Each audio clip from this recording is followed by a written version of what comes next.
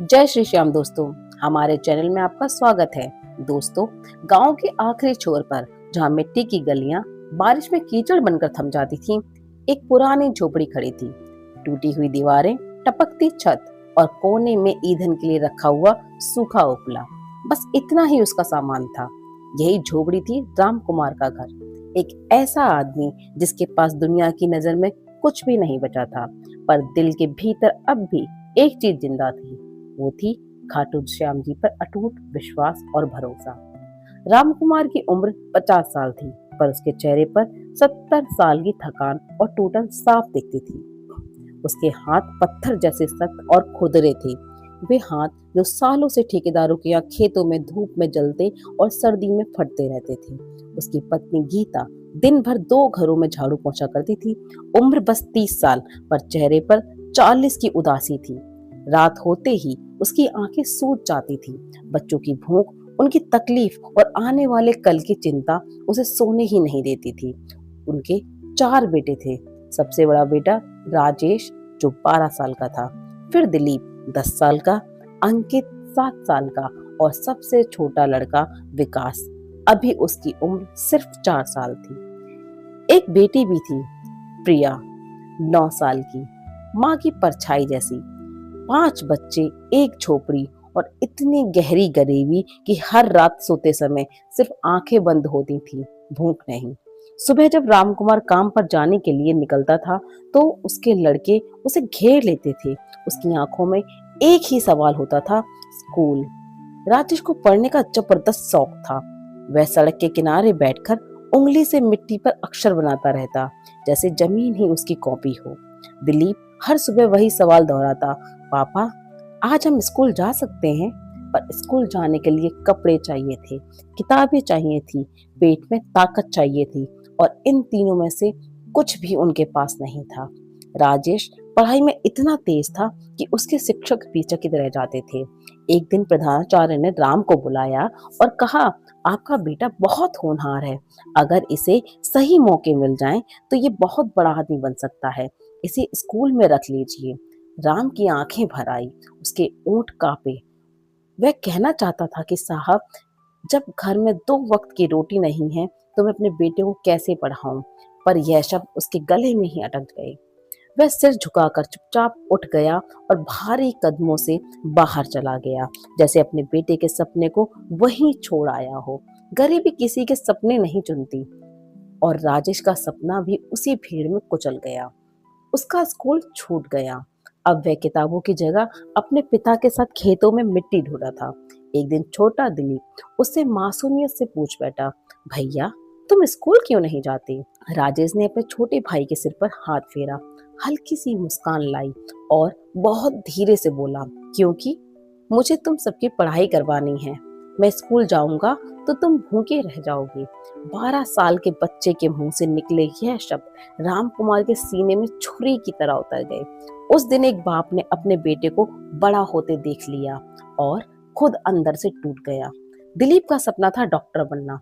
रात को वह अपने भाई बहनों के पास बिठाकर कहानी सुनाता रहता था, जब मैं डॉक्टर बन जाऊंगा तब सबको ठीक कर दूंगा, पापा को भी, माँ को भी, तुम सबको भी। वह घर के किसी पुराने कपड़े को पट्टी बनाता, भाइयों को मरीज बनाता और खुद बचपन में ही अस्पताल में डॉक्टर बन जाता। सब उसे देखकर हंसते थे, पर उस हंसी में खुशी नहीं होती थी। उस हंसी में यह डर छुपा होता था कि कहीं यह नन्हा सा सपना भी राजेश की तरह समय से पहले ना मर जाए। पर एक दिन किस्मत ने दिलीप को ही निशाना बना लिया। गांव के एक ठेकेदार की गाड़ी उसके पैर पर चढ़ गई। पल भर में हंसता खेलता बच्चा जमीन पर गिर पड़ा। पैर सूज गया, तेज बुखार चढ़ा, घाव में संक्रमण फैल गया। दवाई के पैसे नहीं थे। राव गांव के हर दरवाजे पर गया। कहीं से 5 रुपए मिले, कहीं से 10 मिले, पर यह सब इतने काफी नहीं थे। दिलीप 5 दिन तक बुखार में तड़पता रहा। पापा, दर्द पापा, मुझे बहुत दर्द हो रहा है। और उसके माता पिता उसे देखते रह जाते, लाचार, टूटे हुए। रात को गीता अपने बेटे के माथे पर गीला कपड़ा रखती और चुपचाप रोती रहती। राम पास बैठा रहता, आंसू बहाते हुए बाबा से प्रार्थना करता रहता, मेरे बाबा, इसे बचा ले, मेरा सब कुछ ले और इसे ठीक कर दे। किस्मत से दिलीप की जान बच गई, पर उसका सपना वहीं कहीं टूट गया। पैर तो ठीक हो गया, पर बच्चा अंदर से बदल गया। वह अब खेलता नहीं था, हंसता नहीं था। उसकी आंखों में एक ऐसी चुप्पी उतर आई थी जो उम्र से बहुत बड़ी थी।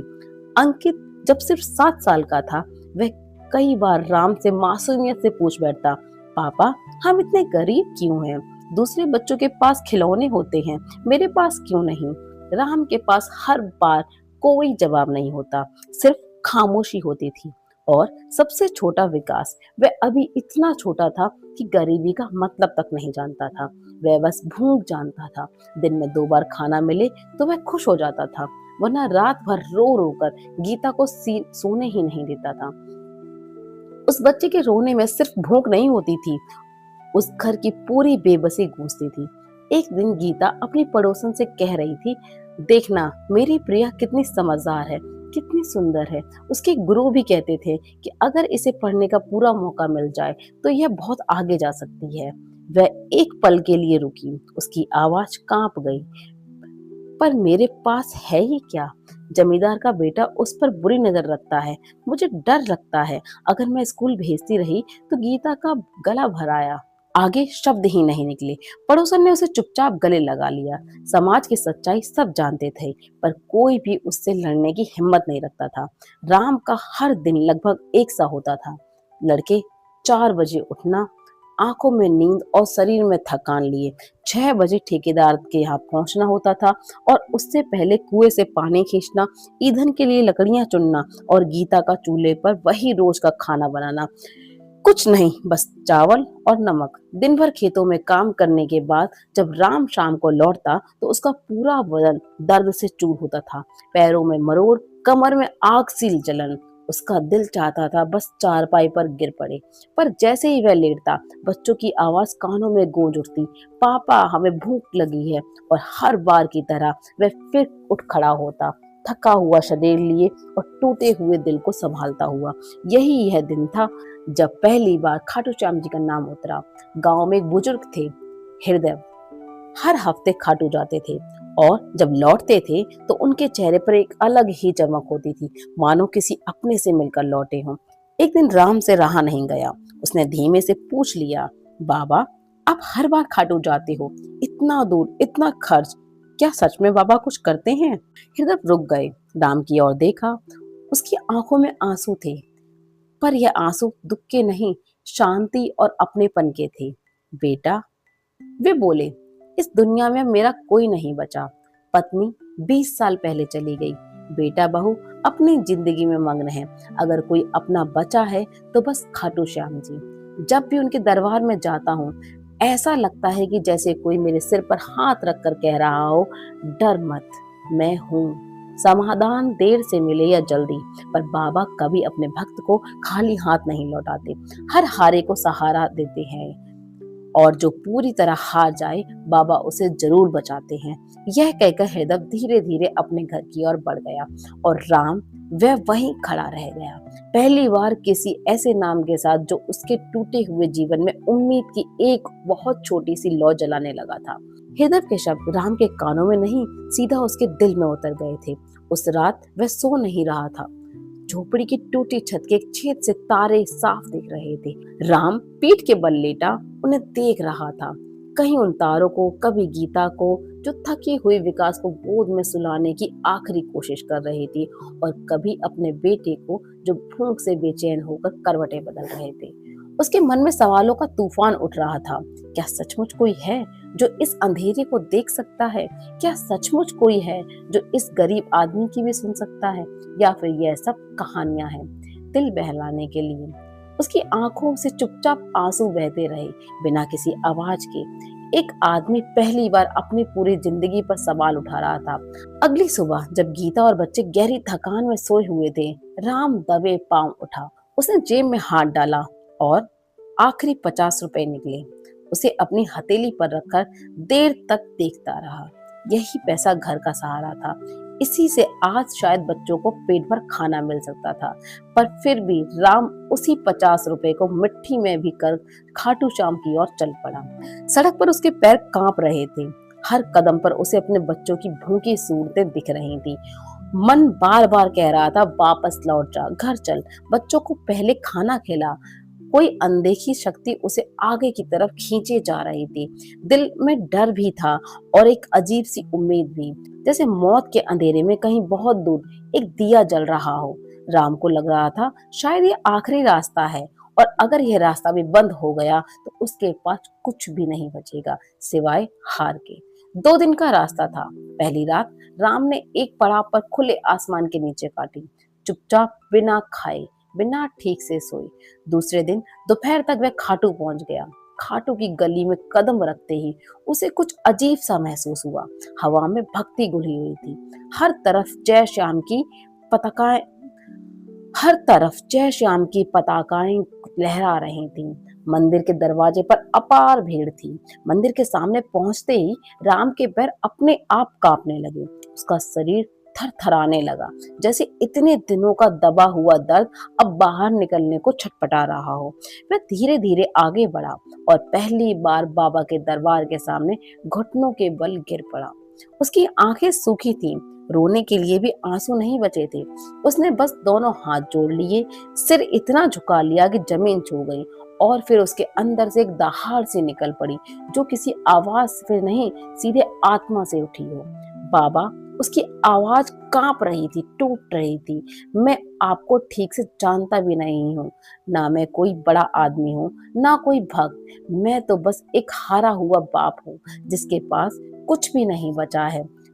पर बाबा, मेरे बच्चों को देख लो, मेरी पत्नी को देख लो, यह सब निर्दोष हैं, क्योंकि इन्होंने तो कोई गुनाह भी नहीं किया है। फिर इन्हें इतना दर्द क्यों मिल रहा है बाबा? अगर तुम सच में हारे का सहारा हो तो बस एक बार इनका दर्द थोड़ा सा कम कर दो। मेरी सारी तकलीफ ले लो, मेरी सारी गरीबी ले लो, मैं और ज्यादा मेहनत कर लूंगा। पर इन बच्चों की आंखों में जो डर है वो मुझसे और नहीं देखा जाता बाबा। इनका दर्द मेरा सीना चीर लेता है। मंदिर में हजारों लोग थे, पर उस पल राम को लगा जैसे उस दरबार में सिर्फ वही खड़ा है और सीधे उसकी पुकार सुनी जा रही है। उस दिन मंदिर में अपार भीड़ थी, पर राम को किसी की परवाह नहीं थी। वह घंटों वहीं बैठा रहा, कभी आंखें बंद कर लिए, कभी बाबा को देखते हुए। जब वह वापस गांव की राह पर चला तो उसके मन में एक अजीब सी शांति थी। ऐसा लग रहा था जैसे किसी ने उसके सीने से बरसों का बोझ थोड़ा सा कम कर दिया हो। उसके कदम पहले से तेज थे और दिल पहले से हल्का, पर जिंदगी ने उसे ज्यादा देर सांस लेने की मोहलत नहीं दी। अगले ही हफ्ते राम के सबसे बड़े बेटे राजेश को तेज बुखार चढ़ गया, इतना तेज कि जैसे थर्मामीटर की सुई भी डर गई। दिन बीतते गए, बुखार घटने की जगह और बढ़ता चला गया। राजेश की आंखें अंदर धंस गईं, होंठ फट गए और शरीर सूखकर कांटा हो गया। गांव के वैद्य ने देखते ही सिर हिला दिया। लड़के को शहर ले जाओ, उसने कहा। मामला बहुत गंभीर है, मुझे शक है कि टाइफाइड तो नहीं। अब देर करना खतरे से खाली नहीं होगा। राम का दिल जैसे सीधे सीने से नीचे गिर पड़ा। वह टूट गया। वह गांव में हर दरवाजे पर गया, घंटों तक खटखटाता रहा, कहीं से 5 रुपए, कहीं से 10 रुपए, पर ज्यादातर जगह उसके हिस्से में सिर्फ सवाल आए, जमानत क्या है? मेरे पास भी कुछ नहीं है। राम इतने बच्चों को पाल नहीं सकता तो पैदा क्यों किए हैं? शब्द तीर बनकर उसे बार बार घायल करते रहे, पर कुछ हाथ ऐसे भी थे जो बिना सवाल के आगे बढ़े। राजेश के शिक्षक ने 50 रुपए उसके हाथ में रखे और प्रधानाचार्य ने चुपचाप 100 रुपए दे दिए। कुल मिलाकर 1150 ही जुट पाए। दवाई के लिए ये बहुत कम थे, पर इस वक्त राम के पास यही उसकी पूरी दुनिया थी। राम राजेश को लेकर शहर हो गया। डॉक्टरों ने जांच की, कई टेस्ट किए, रिपोर्ट आई टाइफाइड। दवा बहुत महंगी थी, इतनी कि राम की 3 महीने की मजदूरी जोड़ने के बाद भी दवा पूरी नहीं हो रही थी। उसने फिर कर्ज मांगा, फिर से हाथ फैलाई, फिर से अपमान सहा। अस्पताल के मैनेजर के सामने वह हाथ जोड़कर खड़ा रहा। भैया, मेरे पास कुछ नहीं है, पर मेरा बेटा बचा लो। मैं जिंदगी भर मजदूरी कर लूंगा, सब चुका दूंगा, बस इसे बचा लो। उस रात राम अस्पताल की सीढ़ियों पर बैठ गया। अस्पताल काल आसमान काला था, तारे भी गायब थे। ठीक उसी समय जैसे उसके जिंदगी से रोशनी गायब हो चुकी थी। उस वो वह फूट फूट कर रो पड़ा। एक बाप जो अपनी सारी ताकत, मेहनत और ईमानदारी के बाद भी अपने बेटे के लिए कुछ नहीं कर पा रहा था। उसकी सिसकियां इतनी भरी हुई थी कि आसपास बैठे लोग भी पलट कर देखने लगे। तभी पास बैठे एक बूढ़ा आदमी उसके पास आया। आवाज में दर्द था। बेटा, क्या हुआ? राम भीतर से पूरा टूट चुका था। उसने अपनी पूरी जिंदगी उस आदमी के सामने खोल के रख दी। गरीबी, भूख, पत्नी, बच्चे, बुजुर्ग बुजुर्ग चुपचाप सुनता रहा। फिर बोला, बेटा, तू खाटू श्याम जी को जानता है? राम चौंक गया। हाँ, जानता हूँ, पर बाबा मेरी सुनते ही नहीं। बुजुर्ग ने धीमे से कहा, बाबा हारे का सहारा है बेटा। जो पूरी तरह हार जाता है, बाबा उसका हाथ जरूर पकड़ते हैं। यह मैं नहीं कहता, हजारों टूटे हुए लोगों की कहानी कहती है। उसी रात राम अपने बेटे के पास बैठा। राजेश का शरीर आग की तरह जल रहा था, होंठ फटे हुए, सांस धीमी। डॉक्टर ने कहा था अगले 2 दिन निर्णायक रहेंगे। राम ने आंखें बंद कर ली और पूरी रात सिर्फ एक ही नाम चलता रहा, खाटू श्याम, खाटू श्याम। मेरे बाबा, मेरे बेटे को बचा लेना।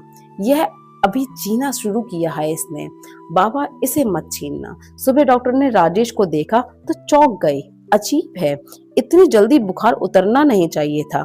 दवा तो अभी पूरी लगी भी नहीं है, पर हालात बेहतर हो रहे हैं। राम वहीं गलियारे में गिर पड़ा। उसके सामने आंसू, हाथ, माथा सब जमीन पर। वह कुछ नहीं बोला, बस मन ही मन बाबा को धन्यवाद देता रहा।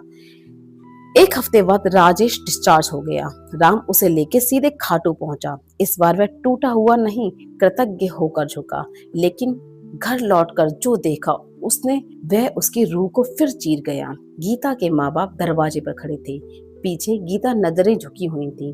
राम, मेरी बेटी को वापस दे दो। ससुर की आवाज सख्त थी।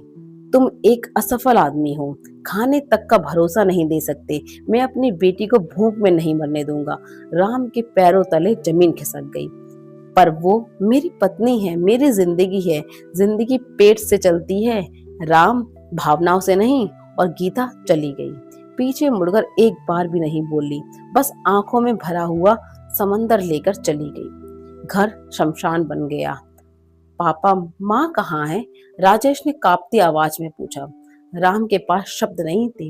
वह बस दीवार की ओर देखता रहा, खामोश, खाली। और उसी रात बारिश, बिजली, अंधेरा। राम ने अपने सब बेटों को पास बुलाया। चलो, अब हम खाटू जाएंगे। पापा, घर कौन देखेगा? घर अब हमारा नहीं रहा, अब सिर्फ बाबा है। और अगर बाबा है तो सब कुछ है। 5 बच्चे, एक बाप और पैदल खाटू की यात्रा। रास्ते में भूख, ठंड, बीमारी। एक रात पेड़ के नीचे एक बच्चा कांपता रहा, एक को बुखार, एक छोटे को बड़ा भाई सीने से लगाकर गर्म रखता रहा। राम रात भर एक एक बच्चे को गोद में लेता रहा। जब वह खाटू पहुंचा तो शरीर टूट चुका था, पर आत्मा अब भी चल रही थी। वह मंदिर के सामने गिर पड़ा। मैं भिक्षा मांगता हूँ बाबा, सिर्फ एक बार मेरे बच्चों को पेट भर खाना खिला दो। सिर्फ एक बार मेरी बेटी को हंसते हुए देख लो, मेरे सारे दुख दूर हो जाएंगे। लेकिन इन मासूमों का दर्द मुझसे नहीं देखा जाता। मैं हार गया हूँ बाबा, पूरी तरह हार गया। अब मेरे पास बस आप हो। हजारों लोग थे, उस पर चीख का कोई पर उस चीख को सिर्फ बाबा ने सुना। अगली सुबह पुजारी दौड़ते हुए आया। उसने राम से कहा, एक व्यापारी आया था, महेश नाम का, कहता है उसे सपना आया। बाबा ने कहा, एक टूटा हुआ बाप मेरे दरवाजे पर बैठा हुआ है, उसके साथ 5 बच्चे होंगे। तू उसका बोझ उठा ले, इसलिए वह तुम्हें नौकरी देना चाहता है, बच्चों की पढ़ाई करवाना चाहता है। राम कांप गया। क्या यह कोई सपना तो नहीं है? क्या बाबा ने मेरी सच में सुन ली? पुजारी बोला, हाँ, और बाबा कभी झूठे सपने नहीं देते। उस दिन से राम की जिंदगी सचमुच बदल गई। व्यापारी महेश ने उसे अपनी दुकान पर काम दे दिया। राजेश और दिलीप को उसके पास के अच्छे स्कूल में दाखिला करवा दिया। प्रिया का भी नाम लिखवा दिया। अंकित और विकास अभी छोटे थे, उन्हें महेश के घर पर ही रखवाया जाता। महेश की पत्नी उन्हें अपने बच्चों की तरह खिलाती पिलाती। महेश के घर में जो रोटी मिलती थी वह दया की नहीं, अपनेपन की रोटी थी। कोई बेचारा कहकर नहीं खिलाता था उन्हें, बल्कि हंसते हुए प्यार से थाली आगे बढ़ाई जाती थी। राम के लिए एक छोटा सा कमरा भी था, जहां वह रात के चैन की नींद सोया करता था। सालों बाद जमीन पर नहीं, चार दीवारी के अंदर ऐसे करके एक साल बीत गया। फिर दूसरा राजेश अब स्कूल में हर साल प्रथम आने लगा। टीचर कहते यह लड़का आगे जाकर बहुत बड़ा बनेगा। दिलीप के पैर का दर्द धीरे धीरे कम हो गया। वह फिर से दौड़ने लगा। दोबारा से डॉक्टर दिलीप बनकर खेलता, कपड़ों की पट्टी बांधकर सबका इलाज करता। उसका टूट चुका सपना फिर से धीरे धीरे सांस लेने लगा। प्रिया पढ़ाई में चमकने लगी। स्कूल की सबसे तेज लड़कियों में उसका नाम आने लगा। अंकित एक होनहार छात्र के रूप में उभर कर आया था और छोटा विकास अब काफी स्वस्थ हो गया था। गाल भर गए थे उसके, अब आंखों में चमक लौट आई थी। राम अक्सर चुपचाप यह सब देखता और मन ही मन सोचता, यह सब मैं नहीं, यह सब मेरा बाबा कर रहा है। पर महेश का दिल इससे भी बड़ा था। एक दिन उसने राम को दुकान के पीछे वाले कमरे में बैठाया और मुस्कुरा कर कहा, राम, मुझे लगता है बाबा ने तुम्हें सिर्फ नौकरी के नहीं, परिवार के लिए भेजा है। मेरे पास अपना कौन है? एक बेटा है, वह भी अपनी पत्नी के साथ दूर शहर में रहता है। यह बड़ा घर, यह दुकान सब होते हुए भी मैं अकेला हूँ। क्यों ना तुम यहाँ स्थायी हो जाओ। तुम मेरे लिए मेरे बेटे जैसे हो और तुम्हारे बच्चे के लिए मेरे पोते जैसे हैं। राम को लगा जैसे वह सपना देख रहा हो। वह घबरा कर बोला, महेश भैया, मैं आपको क्या दे सकता हूँ? मेरे पास तो देने को कुछ भी नहीं है। महेश मुस्कुराया, तुम्हारे पास सबसे बड़ी चीज है तुम्हारा विश्वास और तुम्हारी ईमानदारी। तुम बस सच्चे दिल से काम करते रहो, मेरे लिए परिवार बन जाओ, बाकी सब कुछ मेरा है और अब मैं तुम्हारा भी। राम के गले में शब्द अटक गए, आंखें भर आईं। उसने धीरे से हाँ कह दिया। अगले ही साल महेश ने कागज पर लिखकर राम को दुकान का आधा हिस्सा दे दिया, सबके सामने इज्जत के साथ। लेकिन कागज का हिस्सा उसके लिए उतना बड़ा नहीं था जितना महेश के दिल में मिली जगह, जहां राम अब मजदूर नहीं, परिवार था। साल बीतते गए, 15-20। राजेश अब एक बड़े व्यापार का मालिक बन चुका था। दिलीप एक सफल और प्रसिद्ध डॉक्टर था। शहर में लोग सम्मान से उसे डॉक्टर दिलीप श्याम प्रसाद कहते थे। प्रिया की पहचान एक अच्छी अध्यापिका के रूप में बन चुकी थी। अंकित एक बड़ी कंपनी में सीनियर इंजीनियर था और विकास की छोटी सी दुकान अब पूरे इलाके में जानी जाती थी।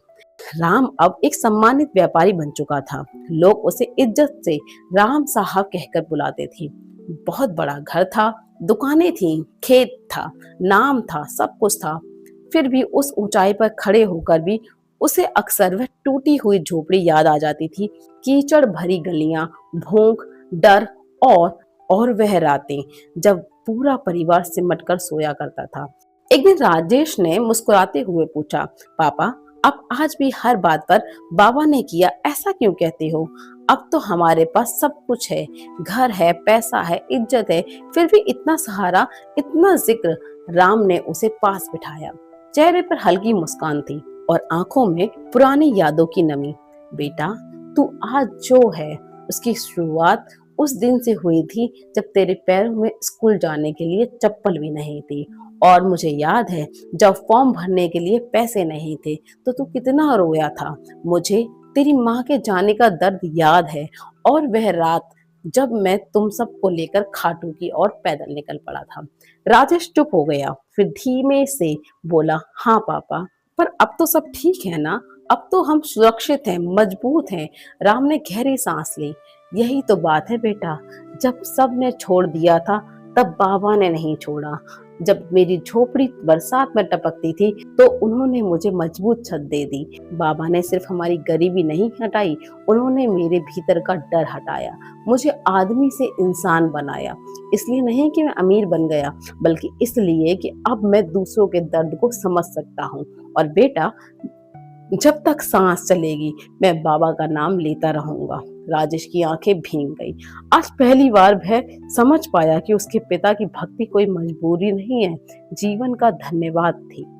क्योंकि राम जानता था जिस दिन इंसान पूरी तरह टूट जाता है उसी दिन बाबा उसे फिर से खड़ा करना शुरू कर देते हैं। वह एक टूटे हुए मजदूर को इतना उठा देते हैं कि वही आदमी कभी पूरे गांव के लिए और कभी अगली पीढ़ियों के लिए उम्मीद और विश्वास का रास्ता बन जाता है।